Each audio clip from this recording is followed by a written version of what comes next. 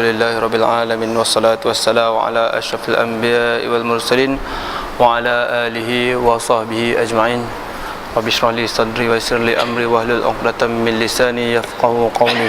Qala Allah Ta'ala fil Qur'anil Karim, a'udzu billahi minasyaitonir rajim. Wa iz nataqnal jabala fawqahum ka'annahu dhullatun wa zannu annahu waqi'un bihim khudhu ma atainakum biquwwatin wadhkuru ma fihi la'allakum tattaqun. Shadaqallahul azim. Tuan-tuan dan puan-puan yang dikasihi sekalian, alhamdulillah selesai kita solat fardu maghrib secara berjemaah. InsyaAllah kita sambung kuliah mingguan kita pada hari Selasa ni. Tajuk peristiwa 40 hadis peristiwa akhir zaman. Sebelum tu sikit saya nak kongsi dengan tuan-tuan dan puan-puan sekalian berkaitan dengan selipar Nabi, kasut yang Nabi pakai. Qatadah pernah bertanya kepada Anas bin Malik, kaifa kana na'lu Rasulillah sallallahu alaihi wasallam. Maksud dia, Qatadah tanya kepada Anas bin Malik, bagaimanakah bentuk sandal ataupun kasut ataupun slipper Rasulullah sallallahu alaihi wasallam. Anas bin Malik menjawab, qala lahuma qibalani. Sepasang sandal beliau mempunyai tali kibal. Maksudnya tuan-tuan, masuk kat jari tu ada dua tali, macam slipper Jepun kita tu lah. Dua tali tu slipper Nabi sallallahu alaihi wasallam. Dan dekat sini juga saya ingin kongsi dengan tuan-tuan satu hadis Nabi sallallahu alaihi wasallam, anna Rasulullah sallallahu alaihi wasallam qala la yamshiyaina ahadukum fi na'lin wahidatin liyun'ilhuma jami'an aw liyuhfihuma jami'an.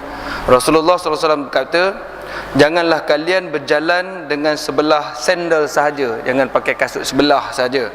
Hendaklah memakai ataupun melepaskan kedua-duanya sekali. Jadi hukum larangan di sini tuan-tuan makruh. Kalau kita contohnya hari sembahyang Jumaat kan, ramai orang, tiba-tiba satu slipper kita hilang. Kadang-kadang tu orang ni nak cepat dia main pakai aja, kerana dia serupa tu lebih kurang tersarung. Sebab sarung-sarung sebelah lagi tu hilang kan, sebelah tu hilang. Jadi pasal sebelah ni kita pun pakailah sebelah tu aja kan. Jadi sebenarnya hukum dia makruh tuan-tuan melainkan orang yang kaki satu lah. Jadi kalau anda kata, Nabi kata, kalau pakai jangan pakai sebelah kanan saja ataupun sebelah kiri saja, iaitu pakai dua-dua sekali. Kalau tak ada, tak payah pakai langsung. Itu hukum dia. Dan satu lagi yang ingin saya kongsikan pada tuan-tuan berkaitan dengan satu hadis berkaitan dengan Nabi pakai kasut ni, iaitulah, baik ni, Abu Hurairah melaporkan Rasulullah sallallahu alaihi wasallam bersabda,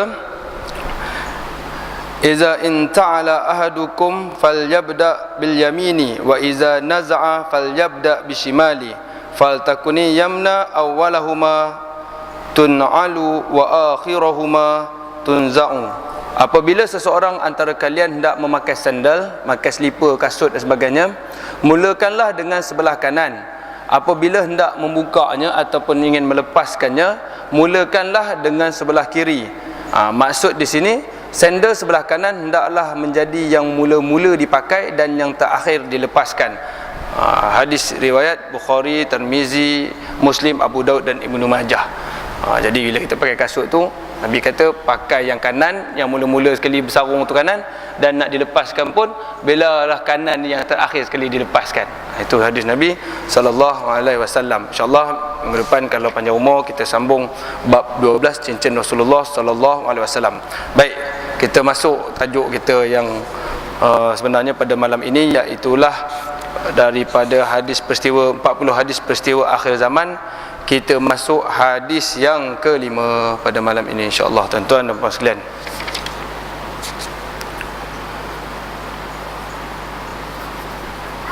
Baik, apakah tajuk hadis kelima pada malam ini? Tuan-tuan, sangat bertepatanlah isu-isu semasa kita dengan hadis yang kita akan baca ni. Kalau minggu lepas tajuk dia ilmu agama akan beransur-ansur hilang, iaitu Allah ambil ilmu agama ni bukan dilupakan daripada hati-hati kita ni, tetapi mematikan para ulama. Bila para ulama yang hebat-hebat yang benar ini mati, maka tinggallah ulama-ulama yang korup ni. Bila tinggal ulama korup, dunia akan kacau bilau. Kerana apa? kerana mereka mengeluarkan fatwa mengikut nafsu mereka. Satu, kerana mereka mengeluarkan fatwa kerana kepentingan mereka. Dua, dan macam-macam lagi lah. Oleh kerana ulama-ulama yang mutabar ini sudah dimatikan oleh Allah. Itu peristiwa akhir zaman, hadis yang keempat. Baik, manakala hadis yang kelima ini, umat Islam mengikuti langkah-langkah Yahudi dan Nasrani. Umat Islam pada akhir zaman nanti, dia mengikuti keadaan rupa orang Yahudi dan Nasrani. Baik, hadisnya, Bismillahirrahmanirrahim. An Abi Sa'id Al-Khudri qala Rasulullah sallallahu alaihi wasallam, la tattabi'unna sananal ladzina min qablikum shibran bi shibrin wa zira'an bi zira'in hatta law dakhalu fi juhri dabbin lattaba'tumuhum. Qulna ya Rasulullah al-yahud wan nasara, qala faman. Rawahu Muslim. Artinya, daripada Abu Sa'id Al-Khudri radhiyallahu anhu berkata bahawasanya Nabi Rasulullah sallallahu alaihi wasallam bersabda, kamu akan mengikut jejak langkah umat-umat sebelum kamu. Kamu nanti akan ikut langkah-langkah umat sebelum kamu, kata Nabi. Sejengkal demi sejengkal, sikit-sikit. Kemudian sehasta demi sehasta. Shibron bi shibrin, sejengkal demi sejengkal, wa zira'an bi zira'in, sehasta demi sehasta, makin panjang. Sehingga jikalau mereka masuk ke lubang biawak, Nabi sebut tempat yang agak hina dan pelik lah kan, sehingga orang yang kamu ikut ni, yang sejengkal demi sejengkal, sehasta demi sehasta ni, sehingga mereka ini masuk ke lubang biawak sekalipun, kamu akan mengikuti mereka, akan menuruti mereka. Kemudian sahabat bertanya, ya Rasulullah, sahabat tanya, adakah yang kamu maksudkan sini iaitu orang-orang Yahudi dan juga Nasrani? Orang-orang Yahudi dan juga Nasrani? Nabi SAW menjawab, siapa lagi kalau bukan mereka? Yang kamu nak ikut tu, siapa lagi kalau bukan mereka? Tuan-tuan dan puan-puan sekalian, sekarang timbul satu isu di Syria, perang saudara, termasuk jugalah perang antara Syiah dengan Muslim.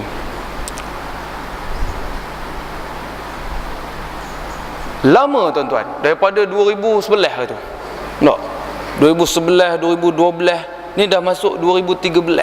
Dah 3 tahun dah tuan-tuan. Dah 3 tahun dah. Dan kalau kita baca-baca wartawan-wartawan daripada Al Jazeera ke, bernama news luar-luar negara ni, yang tidak mempunyai sekatan lah, mereka mengatakan kebanyakan bandar-bandar besar ni dah mula dapat ditawan oleh pemberontak ataupun senang cerita mujahidin. Dah dapat ditawan dah ni. Maksudnya senang cakap, mujahidin Islam ni boleh menang lah kan? Selepas 3 tahun lebih. Macam mana tentera perang. Sebab sebenarnya Syiah di Syria itu lebih kurang 14 ke 15% saja.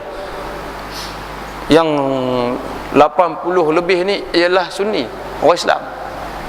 Dah nak menang. Bila nak kalah ni tuan-tuan, maka dia tembak dengan bom kimia, bom racun, bom. Apa gambar sebab tuan-tuan? Dah 3 tahun dah tak nak guna, dah nak kalah tembak dengan bom racun. Nak menyelamatkan diri lah. Adakah betul-betul nak menyelamatkan diri? Bila tembak dengan gas beracun, maka di sinilah kadang-kadang ada orang Islam kata, perlunya bantuan Amerika. Ini menunjukkan kita masih mengharap kepada orang kafir, kepada orang kufar untuk tolong. Adakah benda ini betul sebenarnya tuan-tuan? Meminta pertolongan dengan orang Yahudi dan Nasrani ini, sedangkan kita tahu mereka ini ingin memusuhi kita. Ikut telunjuk kan, Yahudi ini ikut. Kalau betul lah mereka tu perang, adakah gambarnya betul-betul dia nak bunuh tu? Sedangkan kalau dibiarkan tadi, dah boleh menang dah mujahidin ni. Mungkin makan masa sikit sebab mereka ini orang yang mujahidin. Nabi SAW pada waktu dia menyampaikan dakwah peringkat permulaan di Mekah, datang orang-orang kafir Quraisy ni jumpa kepada Nabi, jumpa dengan pakcik dia pada waktu itu, Abu Muttalib.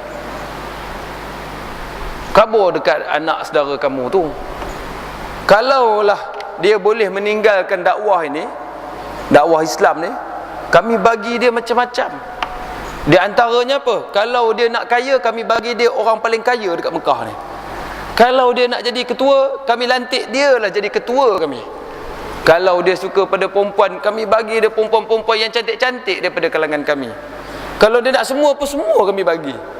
Kalau lah anda kata cara itu yang mudah, tuan-tuan, baik ambil dulu kuasa. Kalau begitu, cantik, saya ambil dulu kuasa pemerintahan ini, so saya jadi ketua kamu. Boleh ubah bila-bila. Tapi bukan begitu yang Nabi ajar pada kita semua, tuan-tuan.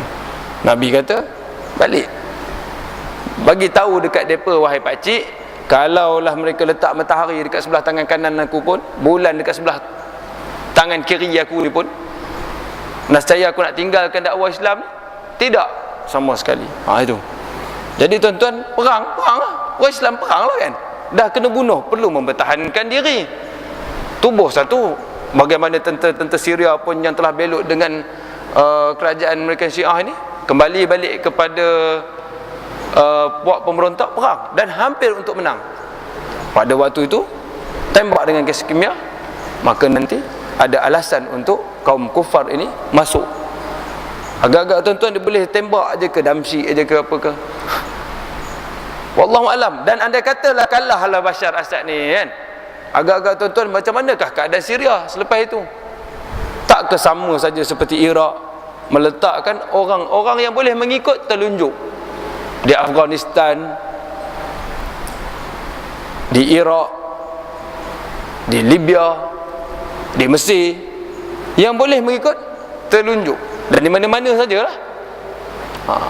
Walan tarda ankal yahud walan nasara hatta tattabi'a millatahum. Orang Yahudi dan Nasrani ini tidak akan redha selagi mana tidak mengikut cara hidup.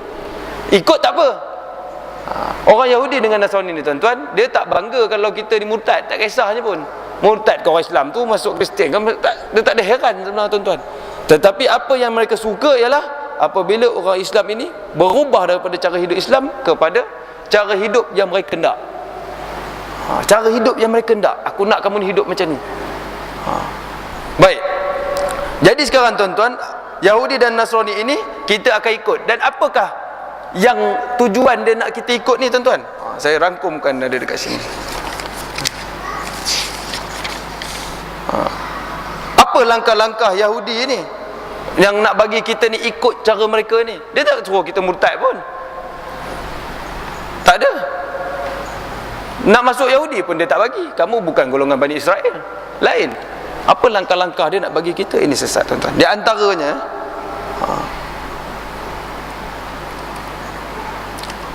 iaitulah di antara yang pertamanya, kalau ulama-ulama kisahkan dekat sini, menolak kitab suci. Tak nak bagi orang Islam ni pakai Al-Quran.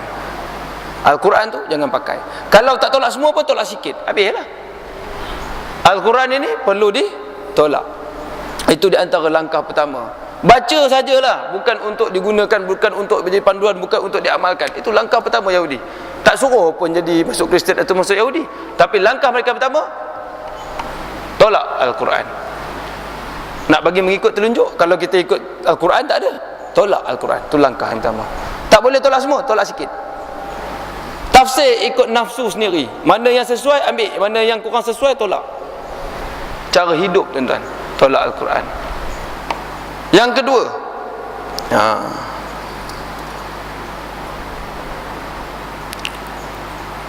lantik Nabi orang yang bukan Nabi, buat dia tu sebagai Nabi. Kalau bukan dari erti kata sebenar pun, itulah dia punya ikutan. Nabi ini seikut ikutan yang mulia, qudwatun hasanah, ikutan yang mulia. So lantik orang lain ganti Nabi. Kalau tak tolak Nabi secara betul-betul, lantik orang lain ganti Nabi, yang orang kata inilah Dia tak sebut secara direct tuan-tuan, tetapi keadaan hidup tu begitu. Ini Nabi. Yang tujuan dia untuk kita tolak, ikut telunjuk dia. Di antaranya lagi menolak jumhur ulama. Bagi orang-orang Islam ni, dia punya pandangan ini jumhur ulama, satu benda yang lain daripada Islam, satu benda lain daripada kehidupan dia. Oh, ini pandangan ulama. Padahal pandangan ulama tu itu yang kita kena buat. Nak buat, tolak benda tu. Dia bagi satu benda yang terasin. Benda ni macam mana? Untuk mengikut jumhur ulama, dia jumhur ulama tu satu benda yang tidak berkaitan. Contohnya, oh, jumhur ulama kata macam ni, begitu tuan-tuan, asing daripada kehidupan kita. Contoh kalau kita kata, kalau kita bagi contoh yang mudah-mudah, nak pergi berjalan misalnya kan, nak pergi jalan ni, nak save macam mana? Nak pergi ke mana kalau nak save duit, nak jimat duit? Kata orang pelancongan ini, senang aja, datang sini, pergi ke Pulau Tuba, jimat sikit. Kalau nak lagi mahir sedikit, pergi ke Pulau Paya.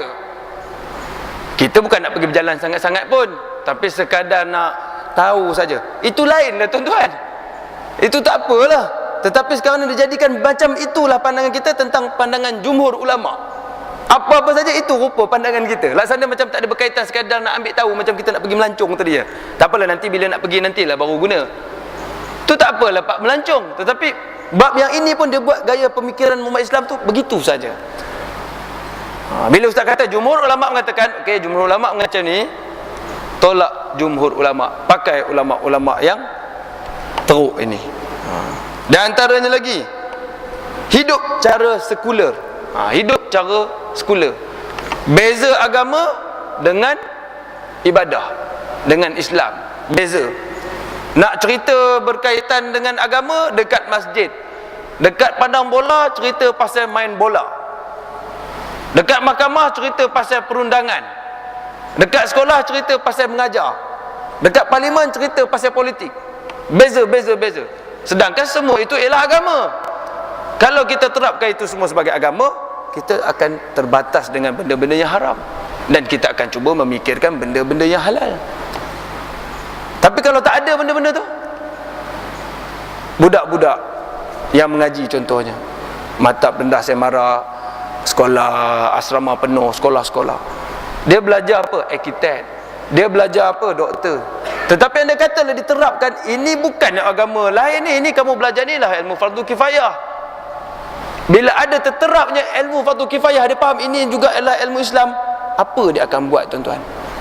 Apa penciptaan rekaan dia? Semuanya akan berjurus pada Islam. Ini yang Yahudi takut. Sekular kan? Ini pelajaran sains, ini pelajaran agama lain. Sekular kan? Contoh, kalau kata kita dapat terapkan itu sebagai agama, seorang arkitek, dia nak bina rumah, mesti dia akan buat ikut cara Islam sekurang-kurangnya. Dia nak design tentang tandas, mesti dia akan buat, cuba mengelak ngadap dan juga berlawanan dengan kiblat, menyengit.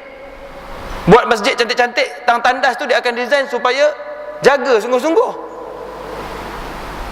Hukum kita berak menghadap kiblat makruh. Cuba elak satu, kan? Buat masjid macam mana? Cuba bagi selesa jemaah semayang. Bukan sekadar cantik saja, selesa untuk beribadah. Tu bab masjid ni senang lepas cerita bab ibadah. Kita cerita bab lain sikit, bab hospital, bab perubatan contohnya. Kalau kita pergi hospital, kalau anda kata arkitek yang menciptakan hospital itu cara Islam, mesti dia akan terfikir macam mana orang sakit pun boleh senang untuk ambil air semayang, boleh semayang ada. Dia ada terfikir benda tu, seronok hidup, senang. Dan ini yang takut Yahudi, disekularkannya. Saya bukan ustaz, tapi saya mengaji bab Islam. Jadi kamu sekarang apa? Arkitek. Buat apa sekarang ni? Saya disuruh buat hospital.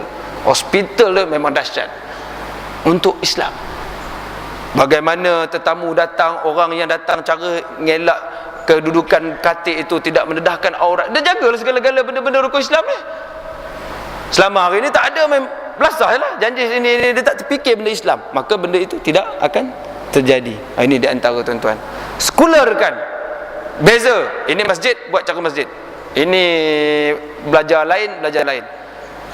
Tegur dekat rumah, oi ustaz, ini rumah, kau nak bersyarah surau.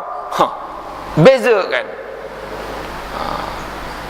Itu tuan-tuan yang cuba diajak mengikuti. Dia tak suruh kita buat apa, tapi itu yang dia cuba terapkan. Hidup secara sekular, agama-agama, dunia-dunia. Buat pula versi kitab suci, ada yang lengkap, ada yang tidak. Tafsir Quran ni sikit aja, nak bagi ikut cara mereka, tak habis. Tafsir tu tak habis, ambil sikit dah, guna takat itu aja. Ati'ullah wa ati'ur rasul wa ulul amri minkum, takat itu saja. Padahal panjang lagi tu. Taatlah kamu kepada Allah, taatlah kamu kepada Rasul dan juga pemimpin-pemimpin. Cukup bagi terus cara deret aja. Mesti taat kepada Allah, mesti taat kepada Rasul dan juga pemimpin dia. Tidak ada membataskan. Sedangkan dalam Quran perbezakan ati'ullah wa ati'ur rasul, dia tak sebut lagi wa ati'ulul amri minkum. Taatlah kamu kepada Allah, taatlah kamu kepada Rasul dan taatlah kamu kepada pemimpin. Bukan macam tu terjemahan ayat dia. Dan dia tak juga terjemah taatlah kamu kepada Allah dan Rasul dan pemimpin. Tidak.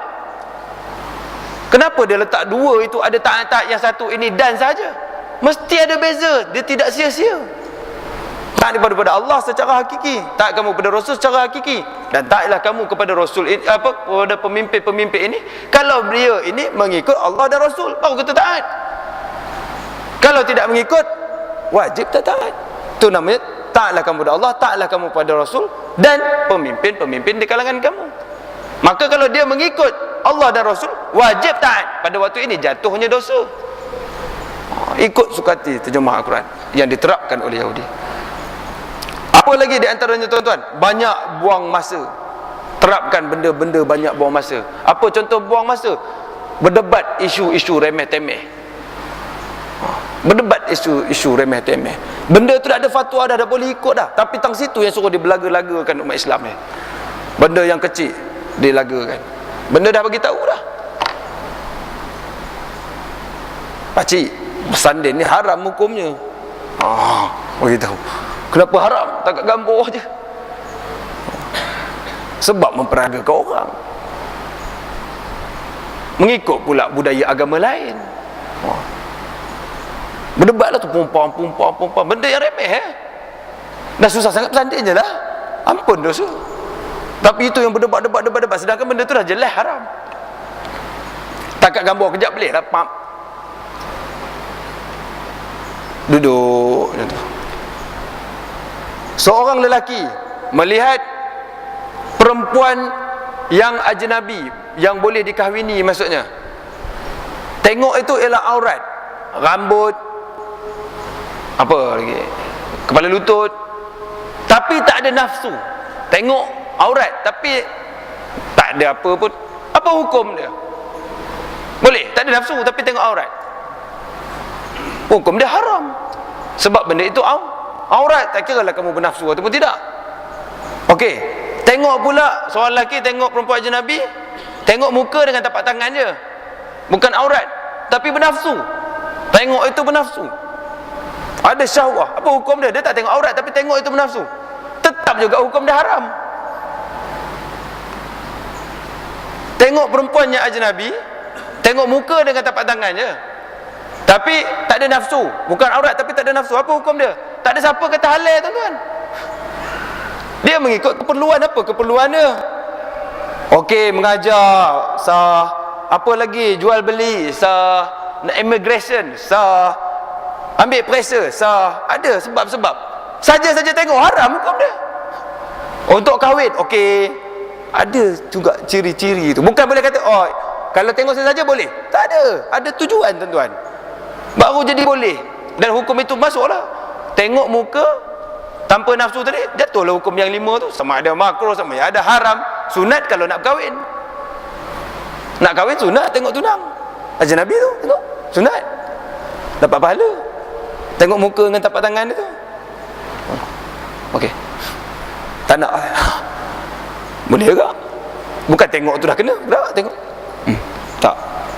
Tak ada rasa apa. Tak nak. Tengok. Ada degupan. Pakcik boleh tengok lagi tak? Boleh tengok. Okey. Sikit lagi boleh tak? Tengok lagi. Syok. Maksudnya okey lah tu. Sunat. Tengok tunang. Ajnabi tu berbeza. Tapi tak boleh pula. Tengok lebih-lebih sikit boleh apa je? Tak boleh lah. Adalah kaedah Islam. Begitu tuan-tuan.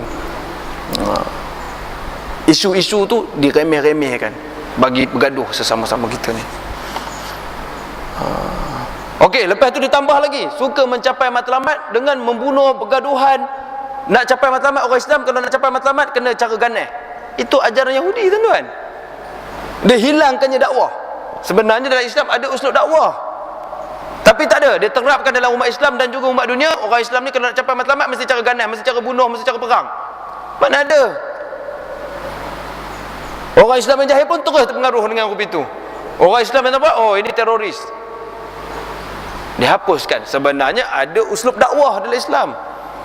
Nabi itu dakwah, mana dia pergi perang? Mana ada? Kita berperang ini apabila kita mempertahankan diri. Mana ada pula, oh saya tak puas hati saya tumbuk awak. Mana ada grup itu? Tapi itu yang cuba diterapkan. Cara nak settle, gaduh. Cara nak settle, perang. Cara nak settle, ganas. Cuba diterapkan di kalangan orang Islam sendiri dan juga orang-orang yang memusuhi Islam. Semua sekarang orang dah nampak Islam kalau nak buat apa ni mesti ganas. Mana ada? Kita tengok apa yang berlaku kat Mesir. Sampai ni tak angkat senjata, mati kena tembak saja. Mana ada ganas? Tapi itu cuba diterapkan oleh orang Yahudi ini. Orang Islam kalau nak capai matlamat mesti cara ganas, mesti bunuh, mesti perang dan sebagainya. Apa lagi? Tolak sahabat. Macam-macam versi kutuk sahabat. Hina anak beranak sahabat. Kutuk sahabat tuan-tuan. Bagi jauh dengan Islam, bagi jauh dengan Nabi. Nabi punya sayang sahabat-sahabat dia kan. Tak jumpa 2-3 hari Nabi tanya, mana orang ni, mana si Fulan? Tanya. Ada satu cerita tuan-tuan, satu orang sahabat dia meninggal dunia, mati. Nabi pun uruskan jenazah sahabat dia ni, pergi hantar ke kubur. Habis hantar ke kubur, Nabi pergi ziarah keluarga dia. Pergi ziarah keluarga, jumpa isteri. Kan? Nak bagi semangat. Sedih lah kan, orang tengah sedih, nak bagi semangat. Nabi tanya, macam mana, okey ke? Sedih lah kan, isteri tengah sedih. Sebelum dia mati, dia ada cakap apa-apa ke, wasiat ke apa dengan kamu? Isteri dia kata, wasiat tu tak ada, tapi sebelum dia nak mati, dia ada cakap, tapi saya tak faham. Dia cakap tersekat-sekat katanya. Dia cakap apa? Kata Nabi. Dia cakap macam ni Rasulullah. Dia nak mati tu dia kata, kalau lebih panjang lagi, kita dah. Kalau lebih panjang lagi. Kalau lebih panjang lagi. Lepas tu dia diam. Itu je. Ada lagi Rasulullah. Lama lepas tu dia kata, kalaulah yang baru. Kalaulah yang baru. Kalaulah yang baru. Itu je. Ada lagi Rasulullah. Kalaulah semuanya. Kalaulah semuanya. Kalaulah semuanya. Sebelum dia mati. Oh, okey. Kenapa Rasulullah? Kamu nak tahu tak apa cerita wasiat tu? Nak bagi seronok keluarga sahabat dia ni kan. Dia cakap tu sebenarnya begini. Suami kamu ni satu hari dia nak pergi semayang ke masjid. Dia pergi semayang ke masjid. Kemudian dia nampak satu orang buta nak berjalan ke masjid dalam keadaan susah. Nak pergi ke masjid, jadi dalam keadaan susah. Maka dia telah membantu orang buta ini untuk sampai ke masjid. Orang tua ni pun dah jalan setengah jalan dah. Dah tinggal sikit dia kena sampai masjid. Jadi dia bantu orang tua ini pergi ke masjid. Sampai masjid, maka dia kata Allah bukakan kebaikan. Nak tunjuk amal ibadah dia tu timbul, Allah bukakan kebaikan dia sebelum dia mati. Jadi dia kata kalaulah lebih panjang lagi, kan lagi banyak pahalanya. Kalaulah dia boleh bawa jauh lagi ni, kan lebih banyak pahalanya. Oh, Allah buka kebaikan ikhlas sahabat ni. Yang lagi satu tu apa pula Rasulullah? Kalaulah yang baru. Masa satu hari suami kamu ni nak pergi masjid, dia nampak ada satu orang tua tengah mengeletar dekat tepi masjid tu, tengah sejuk. Pada waktu itu suami kamu ni dia ada pakai baju sejuk yang lama kan? Dan dekat tangan dia ada satu baju sejuk lagi yang baru, yang elok. Jadi dia tengok orang tua ni, dia kesian. Jadi dia telah tanggalkan baju sejuk dia yang lama, dia bagi pada orang tua ni tadi. Dia pakailah yang baru. Jadi sebelum dia mati dia kata, kalaulah aku bagi yang baru, tentu lagi banyak pahalanya aku dapat ni. Kan? Kita tuan-tuan bagi pinjam dia. Dah tentulah buka dah, tentu dah buka yang lama ni kan, pakai yang baru, silap-silap bagi tu pun pinjam dia pasti. Tengok kotor pula tu, alamak. Tapi sahabat ni baiklah, tapi keadaan sebenar kita macam tu, tapi baiklah tu. Bukan kata jahat pula, ini Allah tunjukkan kebaikan. Cuma sahabat tu kata, kalaulah aku bagi yang baru, lagi banyak pahala aku dapat. Lepas tu, kalau semuanya Rasulullah, kalau semuanya, lepas tu kata Nabi, satu hari suami kamu kan balik rumah dalam keadaan lapar, jadi dia suruh kamu sediakan barang makan kan.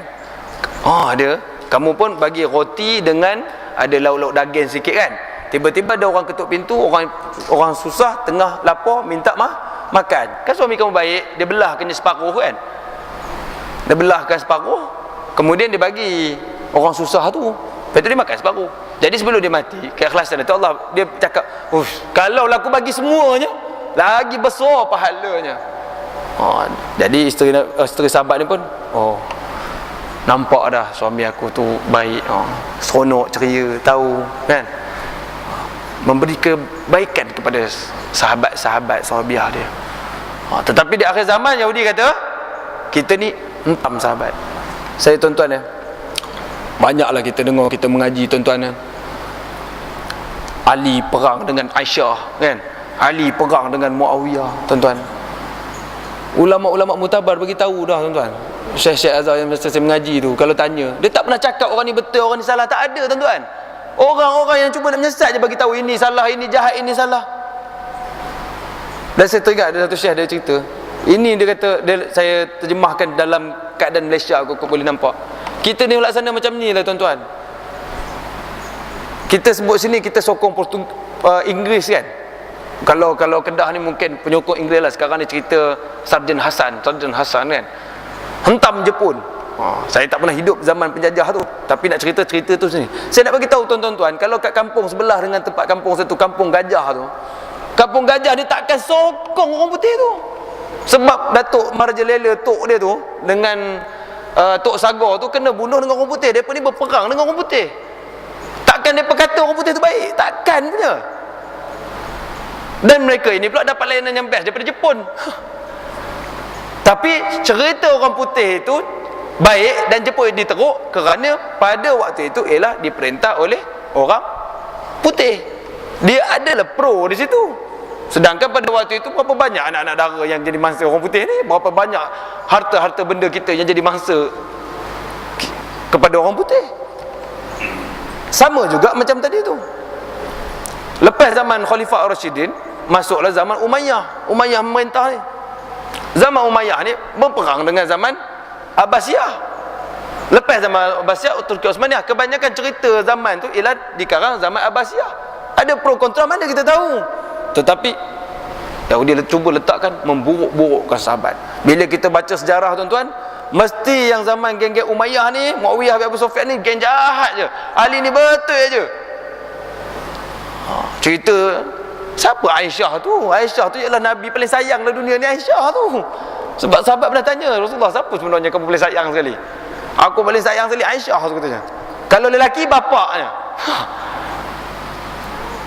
Takkan itu jahat? Cuba memburuk-burukkan dan sebagainya. Lebih-lebih lagi Syiah lah. Nama Aisyah tak ada dekat Iran tu. Gambar tak boleh masuk pun. Itu di antaranya tuan-tuan. Apa lagi yang cuba diletakkan nak bagi mengikut ni tadi?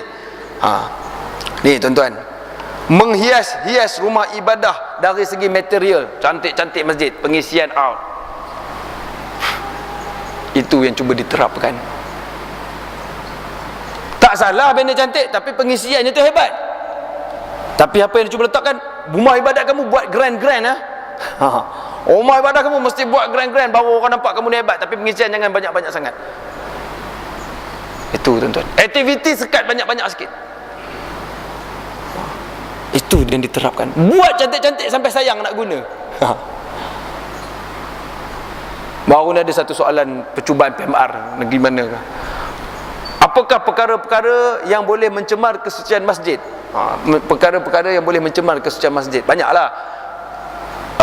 Masuk masjid tanpa menutup aurat tu boleh menghilangkanlah. Bawa masuk najis ke dalam masjid, buat bisin dalam masjid.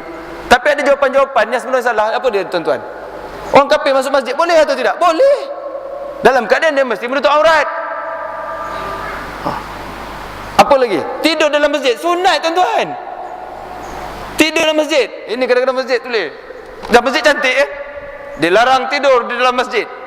Tengoklah, kalau yang datang tu memang nak buat kotor, kita tak bagi kerana dia nak buat kotor. Tetapi ini orang nak datang tahajud, ada. Ini datang macam itu, ada geng bersikap datang badan berpeluh-peluh tumpah. Itu memang kita pun kau ni nak mencuri ke apa? Ini boleh merosakkan, boleh. Itu kita jaga, kita bagi tempat elok kan. Tapi yang ini memang datang nak tahajud, ada tempat tak bagi. Masjid yang cantik-cantik tak boleh. Ini grand ni, mana boleh tidur kat dalam. Pada orang tu nak beribadah. Kena pula ada satu kes dekat Shah Alam, masuk berita harian Metro, seorang Tok Siap dengan bangganya menangkap seorang suami isteri tengah nak bersetubuh dalam masjid. Bukan kata boleh bersetubuh tu tuan-tuan, tapi kenapa buat malu orang tu macam tu? Bila orang kaji balik siapa suami isteri ni tadi, dia ni duduk rumah kecil kat Shah Alam tu, tumpang rumah mak mentua, bilik kecil, duit tak ada. Patutnya bela ni, bagi apa? Brim rumah kan, rumah apa tu bagi apa tu? Bukan masukkan dalam harian Metro tu. Dia bukan berzina. Tak ada mana tempat ni. Mana tempat ni? Aku nampak masjid asyik tumpang kencin aja. Boleh kot. Oh, Tok Siap pun tangkap. Oi kau masuk. Bukan saya marah Tok Siap sini. Ni saya cerita dekat Shah Alam tu. Ada lama sikit lah, 4-5 tahun dulu. Itu di antara tuan-tuan Yahudi. Bukan dari segi aktiviti, hias masjid cantik-cantik sehingga kan kamu nampak gah dengan Islam kamu, tapi hancur sebenarnya. Out sebenarnya. Itu tuan-tuan. Buat cantik-cantik, out. Tak guna tuan-tuan. Ingat tak kisah Nabi Musa alaihissalam? Dia jalan, tiba-tiba dengan Nabi Hidir kan, ikut riwayat Nabi Hidir lah. Di antaranya dia jalan-jalan sampai dia nampak ada satu kapal-kapal yang cantik-cantik kan, perahu-perahu yang cantik-cantik. Syarat dia kata jangan tanya kan. Lepas tu nampak dia ambil satu kayu, parang, kapak, dia tobek-tobekkannya perahu yang cantik-cantik. Pam. Nabi Musa kata dia ni vandalism ni. Nabi Hidir ni Allah buka hijab dia, boleh nampak masa akan datang. Itu di antara kelebihan dia. Dalam Quran kata rajulun, tapi ulama-ulama kata banyak riwayat rajulun itu ialah Nabi Hidir lah. Panjang cerita tu, tapi saya dah ambilkan kat sini ni. Dia ambil kapak, dia tokek bagi buruk tuan-tuan. Tokek bagi buruk. Nabi Musa kata, engkau ni vandalism ni, kapal ni sampai ni elok-elok, kenapa yang kau tokek? Kan aku cakap jangan tanya. Kan? Lepas tu last kali cerita tu dia tanya, apa sebab kau tokek? Sebabnya kejap lagi ada pencuri nak datang, nak curi sampan-sampan ni. Kalau kamu jadi tuan sampan ni, kamu suka sampan kamu ada lagi keburuk sikit, ataupun langsung lesap. Sampan lawa tapi lesap. Kereta kita kan kunci, kalau kunci tayar motor ni bercalor rim ni, tak nak kunci, hilang tu dengan motor-motor semua. Mana lagi bagus? Bercalor-calor tak boleh curi, tapi ada tak sempat nak curi. Sterin, nak kunci sterin. Saya cerita dekat Langkawi ni, gemuk macam tak valid sangat lah kan, sebab jarang lah kereta hilang kan. Tapi kalau kat luar tu jangan main-main tuan-tuan, hilang saja. Tu yang kepala sterin tu berkunci rupi tu. Saya hari tu parking kereta balik kampung, parking kereta kan, banyak sikit lah. Saya ni kira belakang bawah hujung-hujung sekali lah. Saudara mara ni banyak lah, adik-beradik ni. Tiba-tiba yang hujung sekali tu pakai Myvi. Kita ni pasal duduk Langkawi, tu yang segak sikit tu. Tidak tak nak kan, tak hantar kancil lah kan. Ini pasal duduk Langkawi ni okey lah sikit. So kawan yang pakai Myvi ni, dia ada kunci steering. Yang sebelah sini pun kunci juga. Saya tak pernah ada kunci steering tu. Saya kata dekat isteri, okey lah kot kan. Kalau yang orang nak mencuri tu datang, Myvi pun kunci macam ni, lenser sana tu jangan cari ya mak kan. Saya cakap macam tu tuan-tuan. Hilang. Mana lagi bagus, biarlah bercalor sikit, tak hilang. Cuba hogeh-hogeh tak lari, rosaklah sikit, tapi lebih baik. Itu tuan-tuan, masjid tu jadi itulah. Buat segak-segak tapi tak bagi guna. Buat segak-segak tak boleh guna. Kita nak buat satu program kanak-kanak. Buat dekat luar boleh tak? Bukan sini saya selalu masuk sekali program-program sekolah Sri Negeri lah ada. Kita guna betul-betul. Bukan sini lah, tu saya boleh cakap. Tapi ini masjid yang agak, kalau cakap saya tengok sini taklah. Saya kat mana pun kan. Alhamdulillah pengisian dia tiap malam. Tapi ada tuan-tuan, banyak. Masjid Gah out. Ini di antara yang diterapkan oleh golongan-golongan Yahudi. Tuan-tuan. Diterapkan kepada orang Islam ni. Adanya amalan yang akan menghapuskan dosa. Bagus tentang situ. Tapi yang dia nak terangkan di sini, kita boleh buat dosa, nanti ada amalan yang boleh menghapuskannya. Buatlah dosa, nanti ada amalan kamu boleh hapuskan dosa. Nampak tuan-tuan? Itu yang cuba diterapkannya. Kita buatlah program-program maksiat, nanti ada cara untuk kita bagi nampak macam okey. Ada cara untuk menghapuskan dosa. Kita buatlah apa benda saja pun, nanti kita boleh cover balik. Ada amalan yang boleh menghapuskan dosa, tuan-tuan. Diterapkan terhadap umat Islam. Jadi bolehlah buat dosa kan, sebab nanti ada amalan yang boleh menghapuskannya. Kita belasah orang, lepas tu nanti boleh minta maaf. Itu maksud dia, tuan-tuan. Bunyi kecil, tapi inilah penerapan-penerapan kita. Buat filem, something bertumbuk bergaduh, keluar budaya-budaya teruk. Last sekali nanti ditunjukkan moral of the story. Agak-agak tuan-tuan orang cerdik tengok boleh lah kot. Habis kalau orang yang jahat, habis rosak pelajar, habis rosak budaya.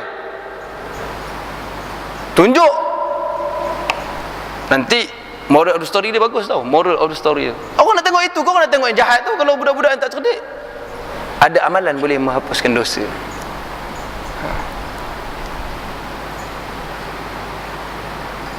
Kita buat program maksiat sikit nak, ada joget-joget sikit apa semua. Ada ustaz sini boleh baca doa. Bismillahirrahmanirrahim. Amin. Okey, selesai. 1, 2, 3. Apabila ada maksiat tu nanti boleh hampa dosa balik. Habis tu semua? Okey. Baik. Assalamualaikum warahmatullahi wabarakatuh. Alhamdulillah, kita semua ni harap-harap puan-puan. Ada amalan boleh hapuskan dosa kita. Jangan risau. Itu yang cuba diberikan, tuan-tuan.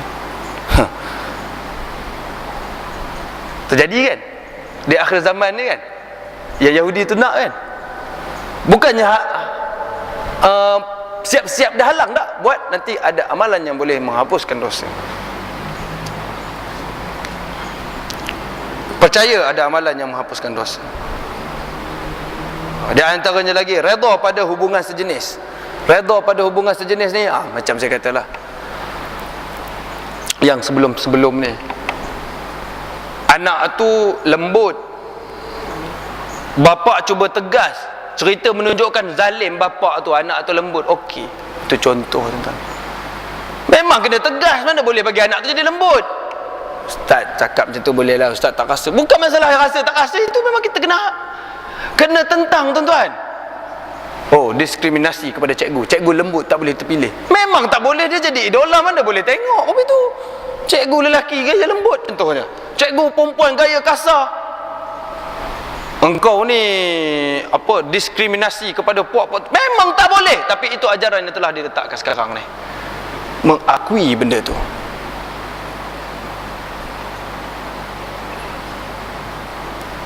Kan asal benda tu berlaku sekarang ni. Jangan kita hina orang. Bukan masalah, memang kena kutuk supaya dia berubah. Jangan hina orang. Bukan masalah itu. Kena bagi tahu dia tu salah. Mana boleh ada apa namanya tu, yang dia punya kekasih powernya tu perempuan tapi pakai gaya lelaki, yang dia punya makwanya ni perempuan pakai tudung elok. Jangan kita bukan masalah ini, kena bagi tahu. Itu tak boleh. Itu di antara propaganda Yahudi untuk merosakkan umat Islam di akhir zaman nanti. Lagi, tuan-tuan. Ni yang paling besar sekali yang cuba Yahudi nak letakkan dalam pemikiran umat Islam, yang terakhir sekali ni, untuk dapat ikut cara terunjuk saja, semua agama adalah sama. Semua agama dalam dunia ini adalah sama, dia semuanya membawa kepada kebaikan. Itu tuan-tuan. Terakhir sekali, sedangkan Nabi kata, buatlah apa dosa pun, Quran sebut, buatlah apa dosa pun, semua Allah akan ampunkan. Betul tak? Kecuali satu dosa, memang Allah tak akan ampunkan. Dalam Quran sebut apa dia? Syirik kepada Allah. Menunjukkan itulah maksiat paling besar sekali. Sama. Itu yang cuba diterapkan, tuan-tuan. Kebebasan beragama lain, tetapi bukan itu yang kita sumbat dalam kepala otak kita sama. Bukan macam itu maksud dia. Kebebasan beragama Nabi sendiri buat, pasal buat perjanjian banner negara Madinah itu, buat piagam Madinah ataupun Sahifah Madinah, memang ada. Orang kafir ni ada zimmi, ada yang membuat perjanjian, dan ada harbi. Dia ada membeza-beza kat situ. Tapi bukan kata agama sama. Mana boleh kita sama ke Allah, umat Islam dengan Allah yang lain? Itu contoh dia lah. Agama sama. Itu yang cuba diterapkan. Tuan-tuan dan puan-puan dan sekalian, apa lagi di antara yang cebisan-cebisan yang dibagi dekat kita ni sama-sama dia, tuan-tuan. Renung untuk diri saya sendiri sebenarnya, dan juga tuan-tuan, apalah salah sebelum kita nak sembahyang isyak ni, kita ambil sikit sebanyak.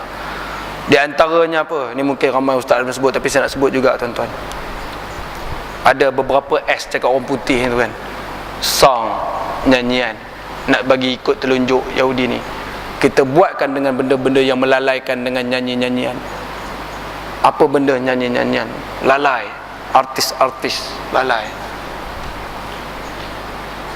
Ini di antara propaganda dia, tuan-tuan. Yang kedua, spirit, ataupun cakap Melayunya, mabuk. Ini yang dihantarkan kepada umat Islam sekarang ni, bagi mabuk. Dadah. Ni samsin, tuan-tuan, banyak ni. Memang banyak dadah lah.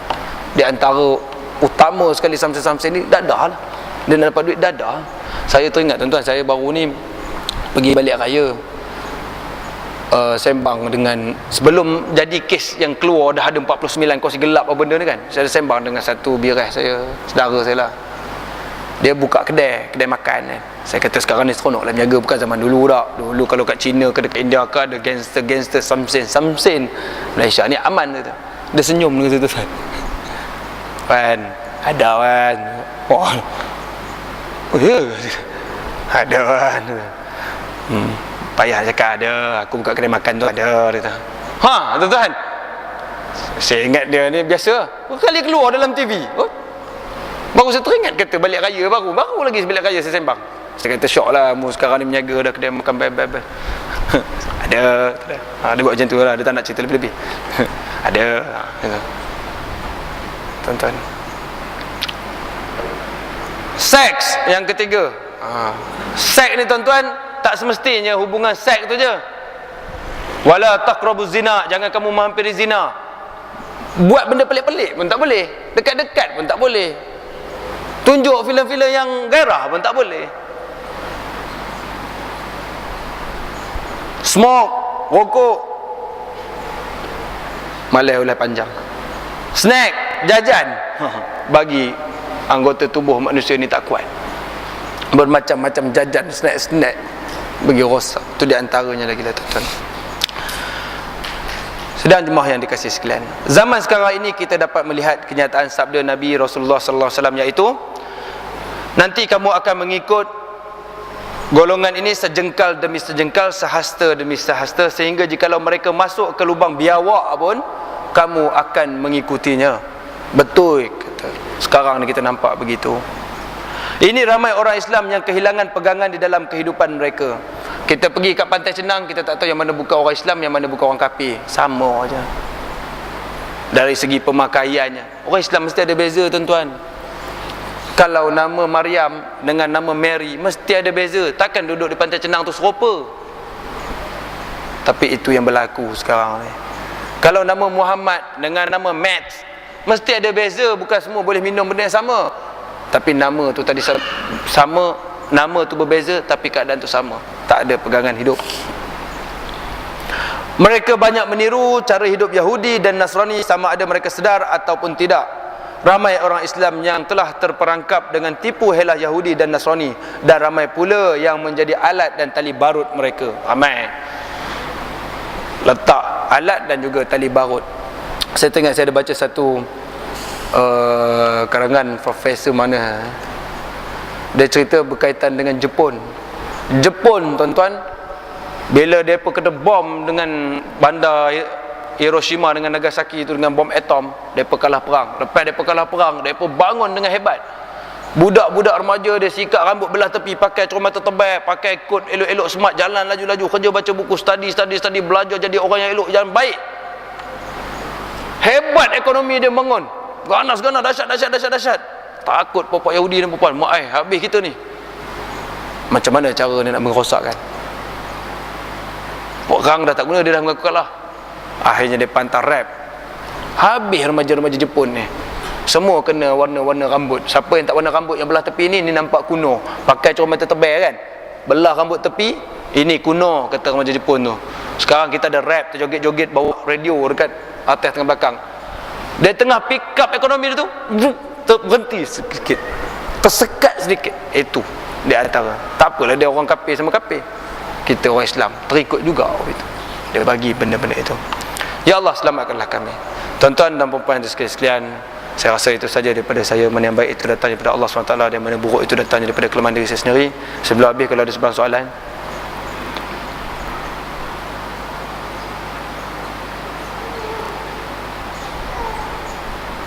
Ada satu soalan saya kongsi kat sini, tuan-tuan.